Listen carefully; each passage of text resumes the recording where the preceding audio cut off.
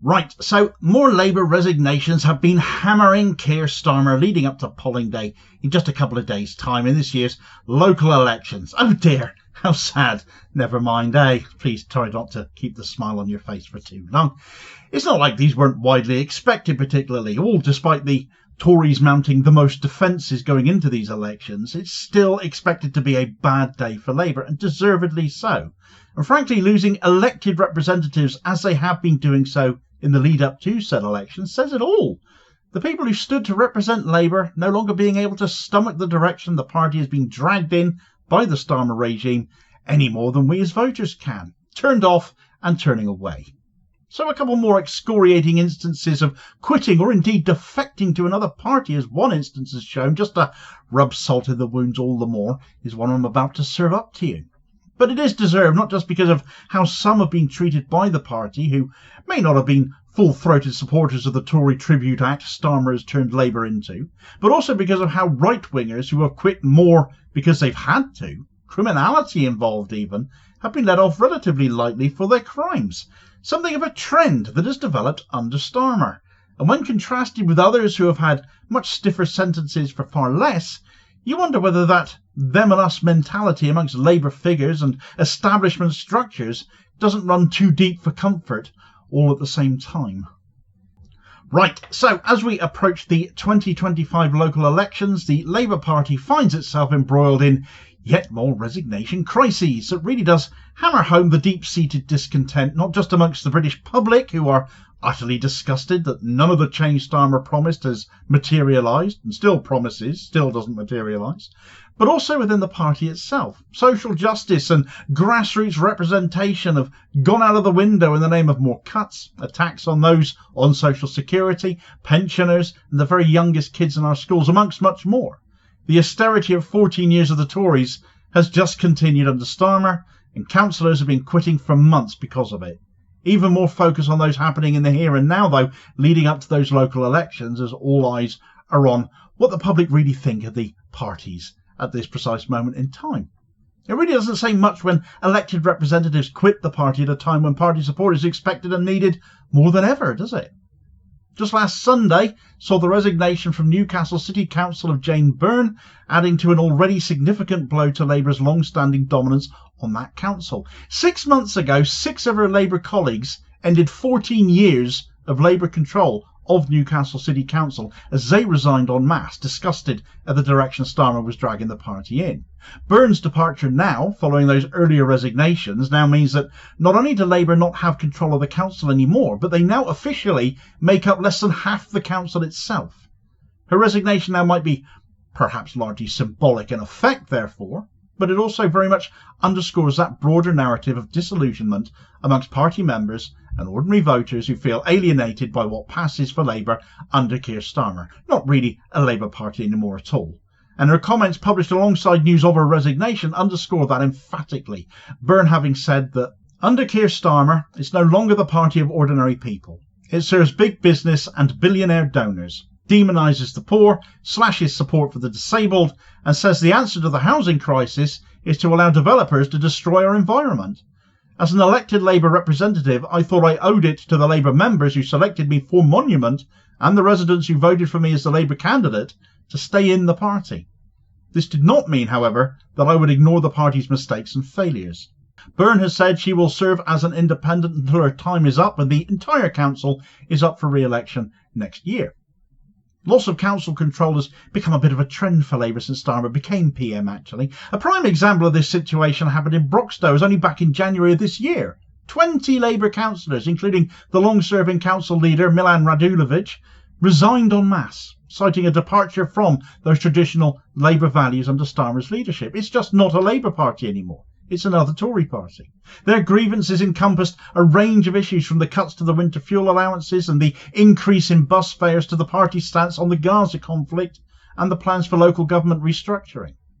The formation of the Broxtowe Independents, later registered as the Broxtowe Alliance, signalled a collective stand against what they perceived as a right-wing drift that undermined local democracy and social justice under what passes for the Labour Party that they were once a part of. But with so many of them having gone in one go and forming a rival bloc together, solidarity, collectivism still operating there, they actually managed to take control of that council and now run it as a minority administration. All on Starmer, as that is.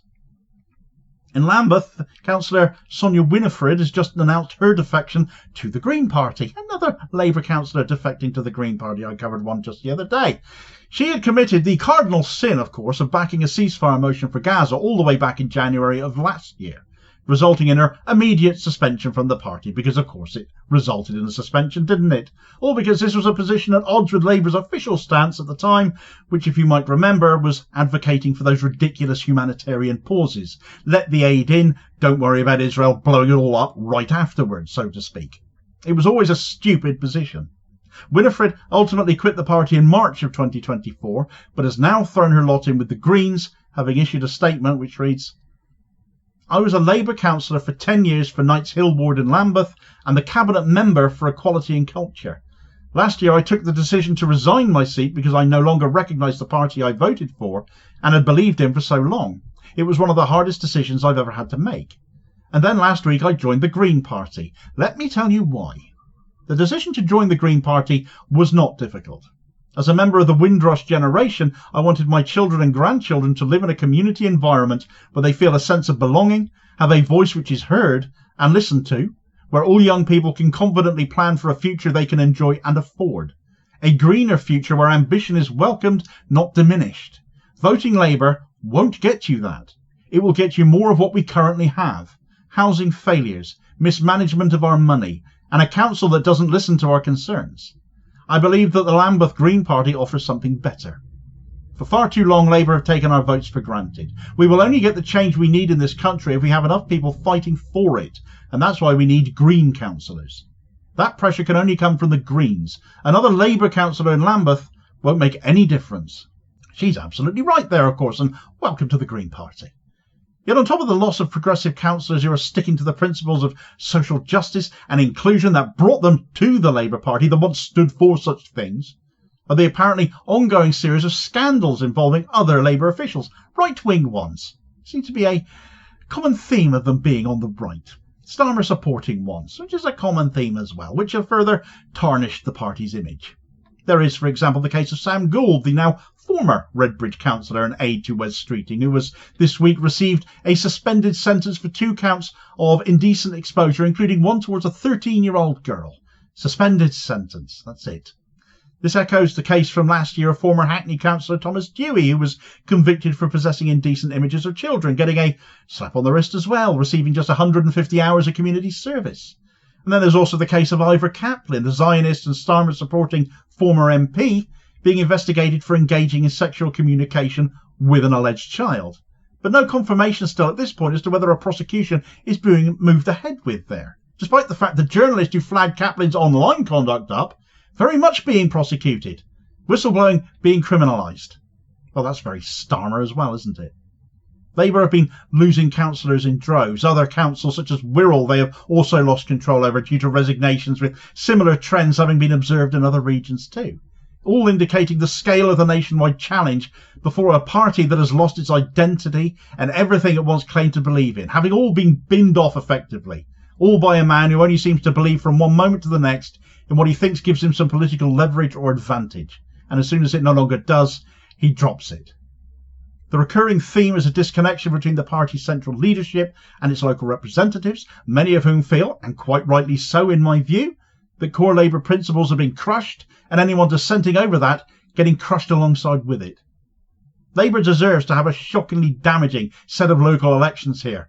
They deserve to have a massive wake-up call. With the Tories defending the most seats, Labour may think they get away with it if their numbers largely flatline, stagnate. But if they aren't winning those seats back from the Tories, someone else will be winning them.